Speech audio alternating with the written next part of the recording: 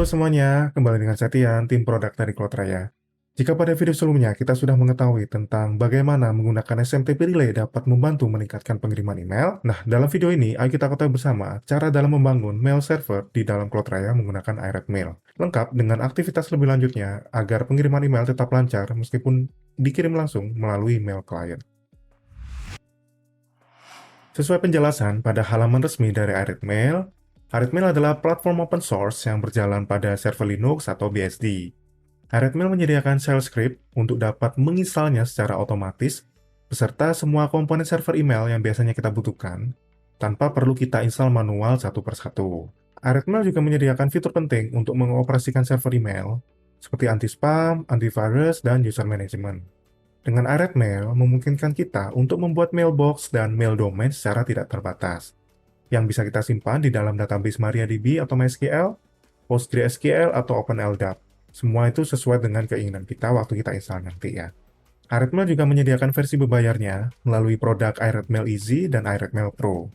Jadi kalau iRed Mail Easy ini, kita hanya butuh instalasi dengan beberapa klik aja melalui web interface ya, dan udah selesai. Tapi secara infrastruktur server, berada di infranya iRed Mail sendiri. Kita tinggal pakai aja dan hanya fokus di biaya sewanya aja. Jadi ya jatuhnya seperti mail as a service ya.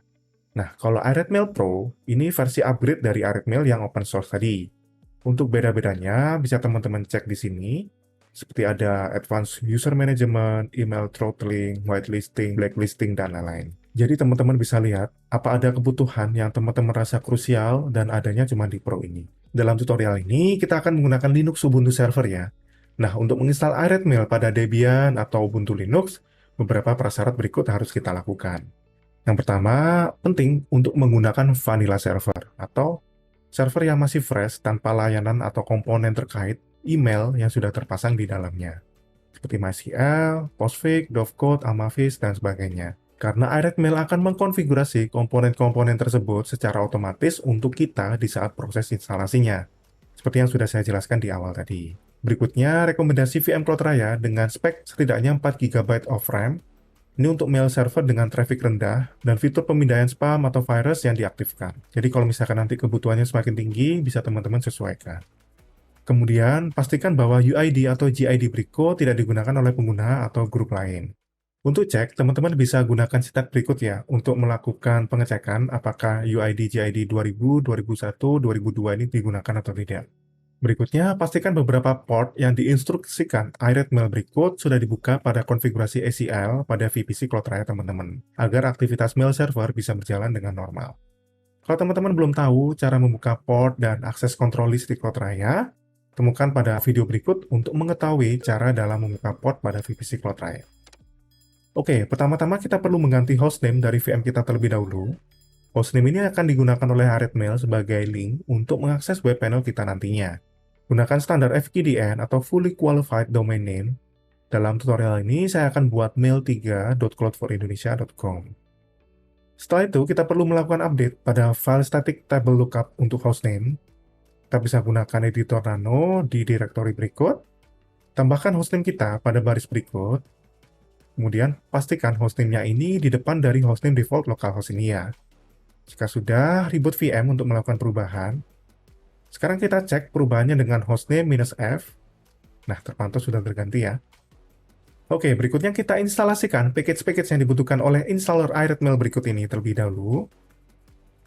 Selanjutnya, download versi stabil terbaru dari iRed Mail di halaman ini menggunakan perintah wget. Sekarang kita ekstrak file arsip.tar tersebut. Jika sudah, masuk ke dalam folder hasil ekstrak tersebut. Nah, sekarang kita sudah siap untuk menjalankan installer dari iRed Mail. Jalankan installer.sh di dalam folder dengan menggunakan perintah bash. Dalam proses instalasinya, akan muncul beberapa dialog yang berisi seputar konfigurasi mail server yang kita inginkan. Yang pertama, tentukan lokasi untuk menyimpan semua mailbox user email kita nantinya. Lokasi defaultnya adalah di berikutnya. Selanjutnya, kita akan menentukan web server yang digunakan untuk iRed Mail ini. Pada tutorial ini, kita akan menggunakan Nginx.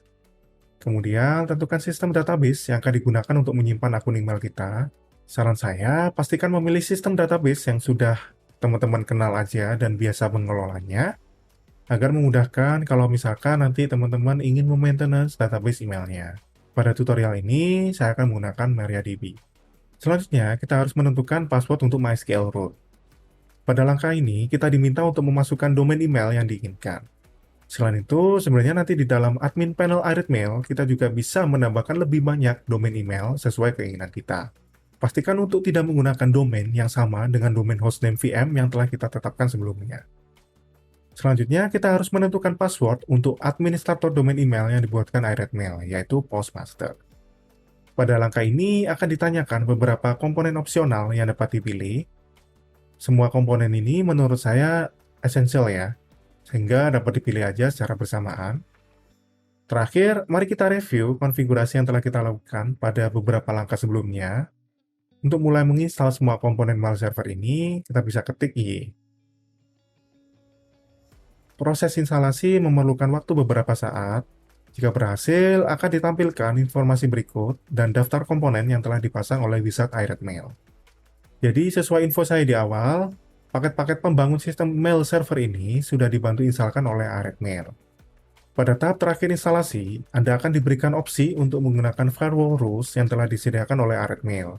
Anda dapat mengetik Y untuk mengaktifkannya. Oke, instalasi Aritmail telah selesai.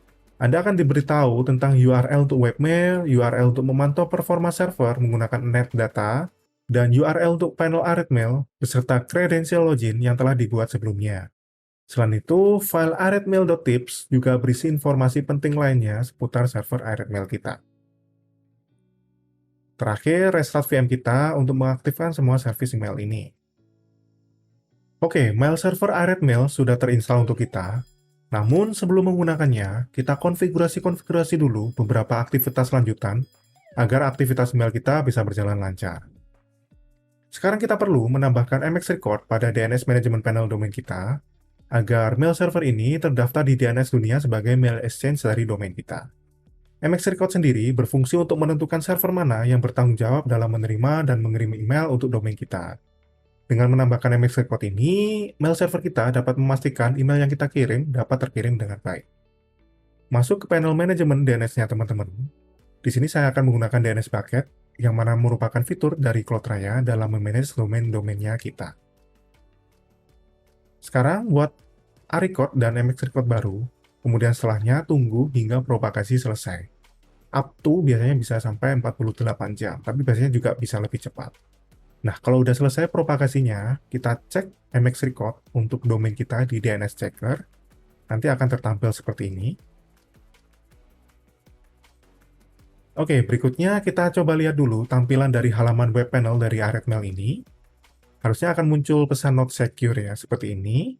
Hal ini disebabkan oleh konfigurasi Aritmail yang hanya menggunakan self-signed TLS certificate aja. Untuk memperbaikinya, kita dapat memasang sertifikat TLS dari Let's Encrypt secara gratis. Oke, kembali akses VM melalui SSH, lalu jalankan perintah berikut untuk menginstal certboard dan pluginnya untuk Nginx pada repositori Ubuntu. Karena Aritmail telah mengkonfigurasi pengaturan TLS di virtual host Nginx default, jadi kita gunakan plugin webroot aja untuk mendapatkan sertifikatnya. Singkatnya, dengan plugin webroot ini, kita verifikasi kepemilikan domainnya secara manual. Untuk dokumentasi lebih lanjut mengenai macam-macam plugin di certboard, bisa teman-teman akses pada halaman berikut. Nanti linknya juga akan saya berikan di deskripsi video ya. Oke, kita gunakan perintah berikut. Tunggu prosesnya. Jika semua berjalan dengan baik, maka informasi berikut akan ditampilkan. Dalam tutorial ini, sertifikat dan semua komponennya telah disimpan di direktori berikut. Sekarang, mari kita konfigurasi Nginx web server agar dapat menggunakan sertifikat TLS yang baru saja kita peroleh tersebut.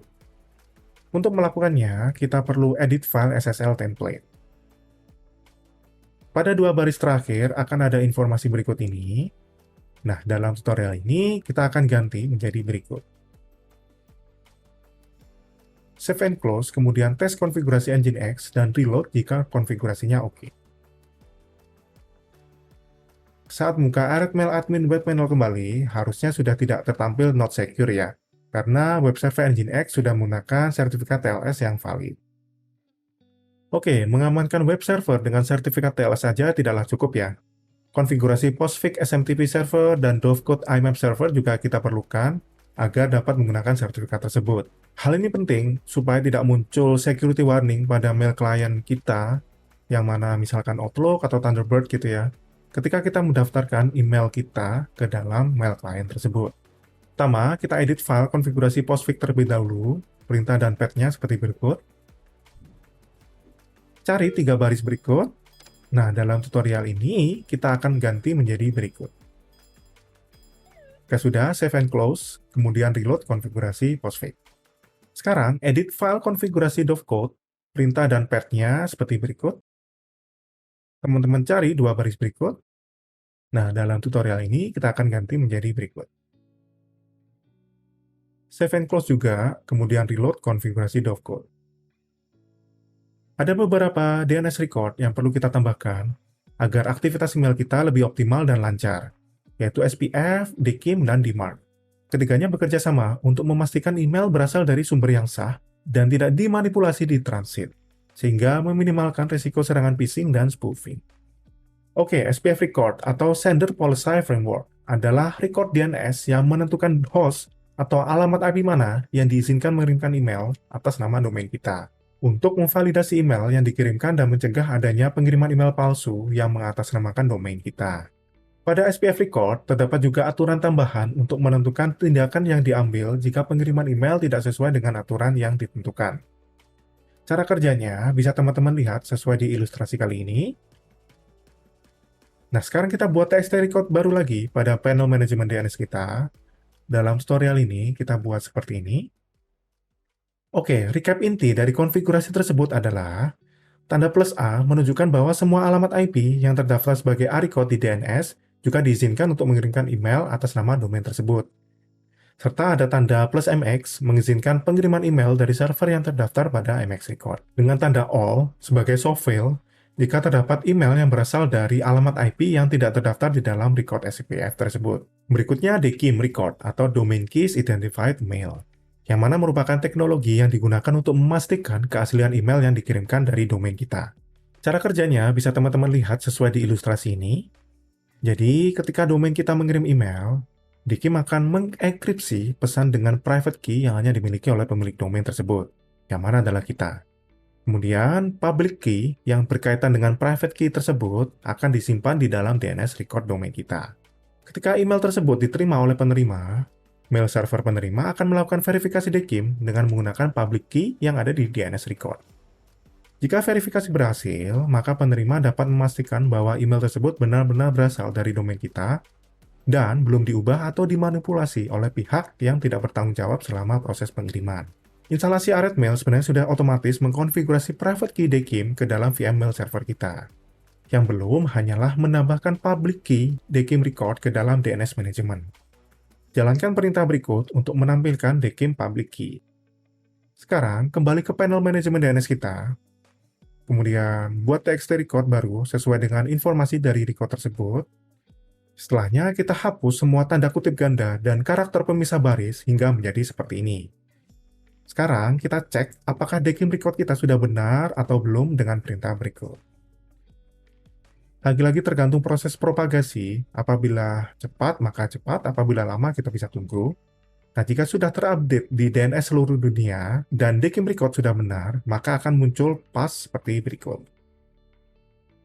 Yang ketiga yaitu DMARC record atau Domain Based Message Authentication, Reporting, and Conformance.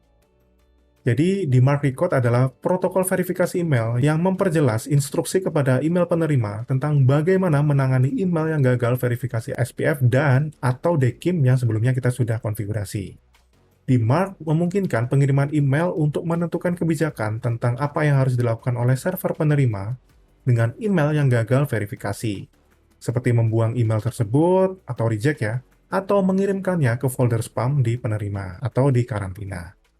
Selain itu, dengan DMARC memungkinkan pengirim email untuk menerima laporan tentang pengiriman email dari domain mereka, yang membantu mengidentifikasi serangan phishing dan spoofing dan meningkatkan keamanan email.